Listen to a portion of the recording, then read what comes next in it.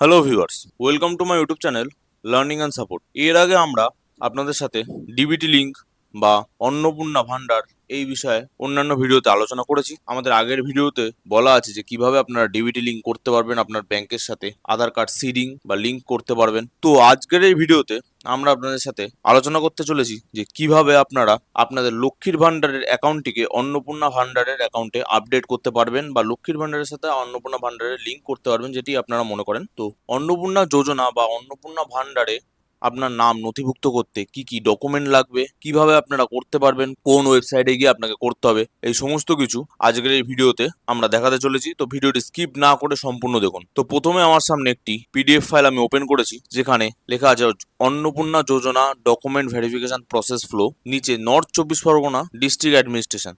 তো এই লিঙ্কটি বা এই পিডিএফটি একমাত্র নর্থ 24 পরগনার জন্যই প্রযোজ্য। আমাদের ডিস্ট্রিক্ট উত্তর 24 পরগনার জন্য এই পিডিএফ ফাইলটি এবং এই লিঙ্কটিও শুধু উত্তর 24 পরগনার জন্য। আপনাদের যদি অন্য ডিস্ট্রিক্ট হয়ে থাকে সেক্ষেত্রে অবশ্যই আপনাদের আলাদা একটি সেপারেট ওয়েবসাইট আছে বা অন্য কোনো পিডিএফ ফাইল আছে, আপনারা সেটি ইন্টারনেটে সার্চ করলে পেয়ে যাবেন। তো সেখান থেকে পিডিএফ ফাইলটি ওপেন করে নিলে আপনারা দেখতে পাবেন যে প্রসেসটি কি আছে।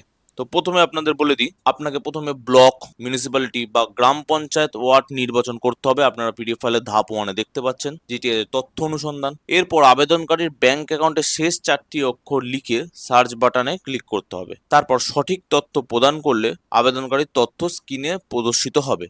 তো প্রথমে আপনি ব্লক বা মিউনিসিপ্যালিটি সিলেক্ট করে নিলেন, তারপর আপনার পঞ্চায়েত বা ওয়ার্ড সিলেক্ট করে নিলেন, তারপরে আপনার ব্যাংক অ্যাকাউন্ট যেটি আপনার লক্ষ্মীর ভান্ডারের সাথে লিঙ্ক করা আছে তার লাস্টের 4টে অক্ষর এখানে বসিয়ে দেবেন, দিয়ে সার্চ অপশনে ক্লিক করলে আপনার ডিটেলস চলে আসবে। তারপর আপনার ডিটেলস চলে এলে ডান দিকে আপডেট বলে একটি অপশন আসবে, সেই আপডেট অপশনে ক্লিক করলে আপনাকে আপনার Aadhaar card number, voter card number এবং আধার কার্ড, ভোটার কার্ডের জেপিজি ফাইল বা ছবি 200 কেবির মধ্যে দিতে হবে। এরপর আরো দুটি অপশন আছে, যে আপনার আধার কার্ডের সাথে ব্যাংক অ্যাকাউন্ট লিঙ্ক করা আছে কিনা, সেখানে ইয়েস বা নোতে জবাব দেবেন।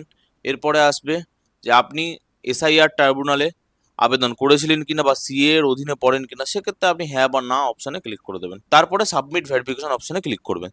তো পিডিএফ এ যেটি লেখা আছে সেটি আপনাকে আমি ক্লিয়ার করে বলে দিলাম। এরপর চলুন ওয়েবসাইটে কিভাবে করব সেটি দেখে নিই। তো পিডিএফ ফাইলে থাকা ওয়েবসাইটটিতে ক্লিক করলে এরকম একটি ওয়েবসাইটে আপনাদের নিয়ে আসা হবে, যেখানে কিছু সার্ভার সমস্যার জন্য হয়তো ব্লক বা মিউনিসিপ্যালিটি অপশনটি বা জিপি বা গ্রাম পঞ্চায়েত ওয়ার্ড এই অপশনটি ওপেন নাও হতে পারে। সেক্ষেত্রে বারবার আপনি রিফ্রেশ করে দেখতে পারেন কিংবা ব্রাউজার চেঞ্জ করে দেখতে পারেন। যেমন আমি প্রথমে এটি অন্য ব্রাউজার দিয়ে করছিলাম, পরে গিয়ে মাইক্রোসফট এজে করলাম, সেক্ষেত্রে জিনিসটি ওপেন হয়ে গেছিল। তো আপনারা যদি মোবাইল থেকে করে থাকেন সেক্ষেত্রে একটু সমস্যা হতে পারে, কিন্তু যদি পিসি বা কম্পিউটার বা ল্যাপটপ থেকে আপনারা করেন সেক্ষেত্রে অনেকটাই সুবিধাজনক হবে। তো সার্ভার ইস্যুর জন্য একটু স্লো হবে, কিন্তু আপনার কাজটি ধৈর্য ধরে করবেন, হয়ে যাবে। তো প্রথমে আপনি ব্লক বা মিউনিসিপ্যালিটি সিলেক্ট করে নেবেন, তারপর গ্রাম পঞ্চায়েত সিলেক্ট করবেন। এরপর নিচে আপনার ব্যাংক অ্যাকাউন্টের 4টে ডিজিট পুট করে দেবেন। তারপর সার্চ অপশনে ক্লিক করলে দেখতে পাবেন এই ব্যাংক অ্যাকাউন্ট এই লাস্টের 4টে ডিজিট দিয়ে যদি অন্য কারণ অ্যাকাউন্ট থেকে থাকে সেটিও আপনার এই লিস্টে আপনি পেয়ে যাবেন এবং আপনার অ্যাকাউন্টেও পেয়ে যাবেন। আমি যেমন এখানে দুটো পেয়েছি, তো সেক্ষেত্রে আমার যেটি বা আমার পরিবারের লোকের যেটি আছে সেটি আমি এখানে ডান দিকে আপডেট অপশনটিতে ক্লিক করে দেবো।